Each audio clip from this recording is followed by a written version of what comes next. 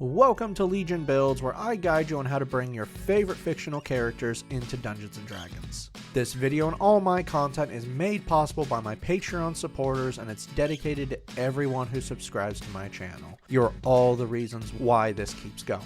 Join the Legion today at patreon.com/63rdlegion for free and help decide next week's new character. Joining my paid tiers allows you early access to my content, a shout out in my videos, homebrew D&D items for your games, and a chance to play some D&D in the Patreon community. We now have a Discord. It's just getting started, but we have some future plans coming, like events for Discord members and Patreon members. It's time for the Ninja Master of the Teenage Mutant Ninja Turtles. It's Splinter. Once the ordinary pet of the Ninja Master Habato Yoshi, his life changed forever when tragedy struck. Another ninja, Oroku Saki, attacked and killed Yoshi, leaving Splinter alone and lost in New York City. It was here he and 4 baby turtles were exposed to an ooze that quickly mutated them, granting them higher levels of intelligence and more humanoid-like bodies. Adopting the 4 turtles, Splinter taught them all he had learned from watching Yoshi. Because of Yoshi, Splinter has amazing ninja skills and mastered a multitude of weapons. Because he is a master ninja, Splinter is incredibly fast and agile on his feet, leaving his enemies unable to keep up with him. For today's build, we'll be using the Player's Handbook and Monsters of the Multiverse. We're using standard point array to keep things simple, and we are multi-classing, so if you use another system, watch those stat minimums. Make Wisdom 15, Dex 14, Intelligence 13, Con 12, Strength 10, and we're going to be dumping Charisma with an 8. It's not too important for this build, plus you're a giant talking rat, people get freaked out pretty easily. Splinter is a rat humanoid, which for some odd reason isn't in D&D. So let's grab something that will work for you. Tabaxi from Monsters of the Multiverse are cat people that are fast on their feet, so we're going to be reskinning this as a rat person and not a cat person. Yeah, I know this is weird, but work with me here, trust me. First, you have a climbing speed equal to your walking speed. Cat's talent gives you proficiency in the skills Stealth and Perception. Dark Vision lets you see in darkness out to 60 feet. Cat's Claws makes your unarmed strikes 1d6 plus your strength modifier in slashing damage. Feline Agility grants you a burst of ninja speed. When you move on your turn in combat, you can double your speed until the end of your turn. Once you do this, you can't do it again until you have not moved for a single turn. To finish out your lineage, you know the language Common and 2 more of your choice. For background, add +2 to Dex and +1 to Wisdom. For your origin feat, Tough gives you double your current character level in HP and then adds +2 HP to every level after. For skills, grab Insight and Acrobatics. For your final proficiency, take Thieves' Tools.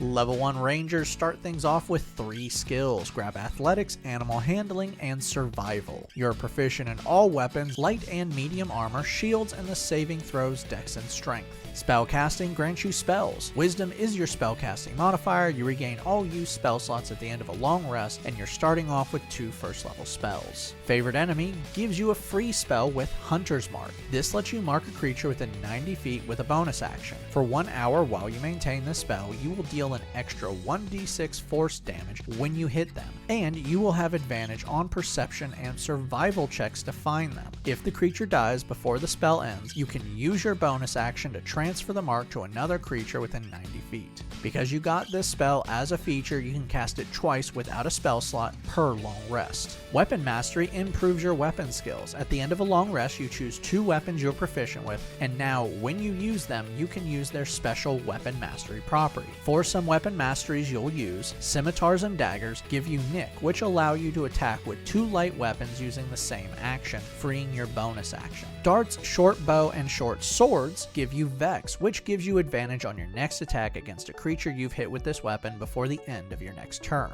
Club, Longbow, and Whip give you Slow, which slows down a creature you've hit with this weapon by 10 feet, but this can never make it lower than 10 feet. For your spells, Longstrider boosts your speed by 10 feet for 1 hour. Jump gives you a jump distance of 30 feet for 1 minute when you sacrifice 10 feet of movement.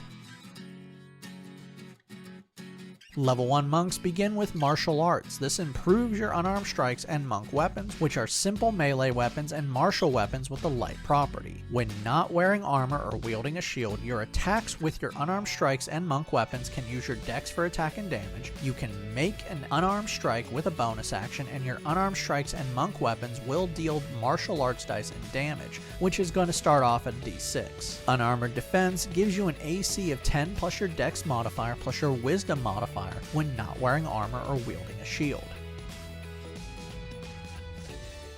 Level 2 Rangers gain Deft Explorer. You now have expertise in one skill you're proficient with, doubling the proficiency bonus. Place this into Stealth. You also learn 2 more languages of your choice. Fighting Style grants you a Fighting Style feat. For this, go nuts because you're actually good with everything. For your new spell, Animal Friendship lets you charm a beast within 30 feet of you, forcing a wisdom save, and if they fail, they gain the charm condition for 24 hours, but this will end early if you or your allies damage it.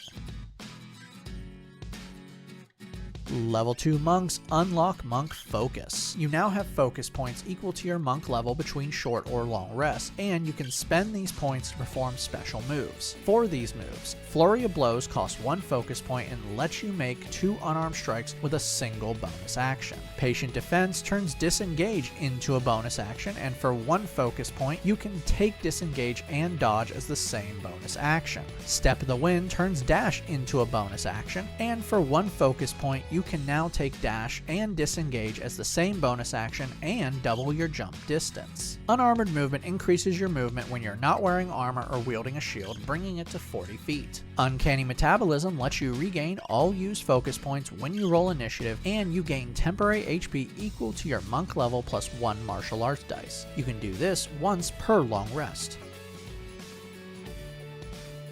Level 3 monks now have access to their subclass. The Way of the Open Hand from the player's handbook is going to make you dangerous even without weapons. Open Hand technique improves your Flurry of Blows. Now when you hit with the Flurry of Blows, you can add an effect to the attack. For these effects, you can take away their attacks of opportunity till the start of your next turn, you can force a strength save and push them back by 15 feet if they fail, or force a dex save and give them the prone condition if they fail. Deflect Attack lets you reduce damage you take from attacks with your reaction if it deals bludgeoning, slashing, or piercing damage. You reduce the damage by 1d10 plus your dex modifier plus your monk level. If you reduce the damage to 0 and have an open hand, you can spend 1 focus point to redirect the attack by forcing a dex save and dealing a martial arts dice and damage. If it is a melee attack, you redirect it at someone within 5 feet of you, and if it's a ranged attack, you redirect it towards someone within 60 feet of you.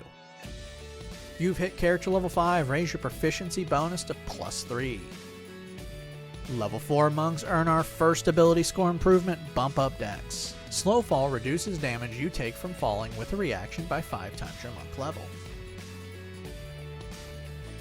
Level 5 monks learn Extra Attack. You can now attack twice with a single attack action. Stunning Strike lets you stun your enemies. When you hit a creature with an attack, you can spend 1 focus point to force a con save. If they pass, their speed is halved and the next attack against them is at advantage, but if they fail, they gain the stun condition, which makes all attacks against them at advantage and a lot more. Finally, your martial arts dice are now a d8. Level 3 Rangers now have access to their subclass. Gloomstalker from the player's handbook is the perfect ninja. Dread Ambusher increases your speed by 10 feet your first turn of combat, and lets you add your wisdom modifier to your initiative rolls. Also, once per turn when you hit a creature with a weapon, you can deal an extra 2d6 psychic damage. You can use this feature a number of times equal to your wisdom modifier per long rest. Umbral Sight increases your dark vision to 120 feet, and now you have the invisible condition while in darkness against creatures that use dark vision to see in darkness. Gloomstalker spells grant you new spells as you level up in Ranger. For your Gloomstalker spell, Disguise Self covers you in an illusion, making you appear as someone else for 1 hour. You can even make yourself 1 foot shorter or 1 foot taller, but can't add anything extra like limbs. For your normal spell, Fog Cloud unleashes a cloud of smoke out to 120 feet into a 20-foot radius sphere that obscures the area for 1 hour while you maintain the spell. Level 4 Rangers earn another ability score improvement, Bump Up Wisdom for more AC and a better DC. Your character level 9, bring your proficiency bonus to +4. Level 5 Rangers can now use Favored Enemy 3 times per long rest. You also have second level spells. For your Gloomstalker spell, Rope Trick causes a length of rope to raise up and hover, and then creates a hiding spot at the end of the rope. This hiding spot is an invisible 3 foot by 5 foot room that can hold up to 8 creatures. Once the rope is pulled in, the spot is completely hidden from sight. You can see out of it, but no attack or spell can come from it or go in. This space lasts for 1 hour. For your new spell, Pass Without Trace adds +10 to your stealth checks and the stealth checks of anyone you choose within 30 feet of you for 1 hour while you maintain the spell, but they must remain within 30 feet of you to maintain the bonus. Level 6 Rangers get Roving. Now when not wearing heavy armor, your total speed is increased by 10 feet, and now you have a climbing and swimming speed. Level 7 Gloomstalker Rangers receive Iron Mind, granting you proficiency in wisdom saves. For your new spell, Hail of Thorns unleashes a burst of arrows. With a bonus action you take after hitting with a ranged weapon attack, every creature within 5 feet of the original, including the original target, must make a dex save or take 1d10 piercing damage on a failure. Level 8 Rangers earn another ability score improvement, Cap Off Dex. You're now character level 13, bump up your proficiency bonus to +5. Level 9 Rangers unlock 2 more expertise, place this into acrobatics and athletics. You also now can use Favored Enemy 4 times per long rest. You now have 3rd level spells. For your Gloomstalker spell, Fear really isn't you, but it's great to have. You create a 30-foot cone from you, and you force a wisdom save on everyone within the cone. If they fail, they now have the Frightened condition for 1 minute while you maintain the spell, and must now use their actions to dash away from you. They cannot retake the save until they break line of sight from you. For your final spells, Conjure Barrage unleashes a hailstorm of shuriken or arrows. When you fire a piece of non-magical ammunition or throw a non-magical weapon, you create a 60-foot cone full of spectral duplicates. Every creature within the cone must make a dex save or take 5d8 force damage. Conjure Animals lets you summon a swarm of rats to your aid. For the next 10 minutes while you maintain the spell, you call forth a large pack of spectral rats out to 60 feet from you. While within 5 feet of the pack, you have advantage on strength saving throws, and when you move, you can move the pack up to 30 feet. When this rat pack is within 10 feet of an enemy, you can force the enemy to make a dex save once per turn. If they fail, they take 3d10 slashing damage. Level 6 monks learn Empowered Strikes. Your unarmored strikes can now deal force damage instead of bludgeoning damage. Wholeness of Body lets you heal yourself with a bonus action. You regain HP equal to a roll of your martial arts dice plus your wisdom modifier. You can do this a number of times equal to your wisdom modifier per long rest. Your unarmored movement is now 45 feet. Level 7 monks gain Evasion. Now when you succeed a dex save, you take no damage and only half on a failure. Level 8 monks earn another ability score improvement, Cap Off Wisdom. You're at the final milestone, character level 17, max out your proficiency bonus at +6. Level 9 monks get Acrobatic Movement. You can now run up vertical surfaces and across liquids. Level 10 monks receive Heightened Focus. This improves all features you get from Monk Focus. Now Flurry of Blows does 2 attacks with a single bonus action. Patient Defense grants you temp HP equal to 2 martial arts dice, and Step of the Wind allows you to move a willing creature within 5 feet of you with you, and that movement doesn't provoke an attack of opportunity. Self-Restoration allows you to remove 1 condition from yourself, if it is Charmed, Frightened, or Poison. Also now, not eating and drinking doesn't give you a level of exhaustion. Your unarmored movement is now 50 feet. Our final level is level 11 monk, and open hand monks get Fleet of Step. Now when you use your bonus action for anything other than Step of the Wind, you get to use Step of the Wind. Finally, your martial arts dice are now a d10. Now that we've hit level 20, let's recap. Your stats are Strength 10, Dex 20, Con 12, Intelligence 13, Wisdom 20, Charisma 8. Your total class levels are Monk 11, Ranger 9. Let's dive in.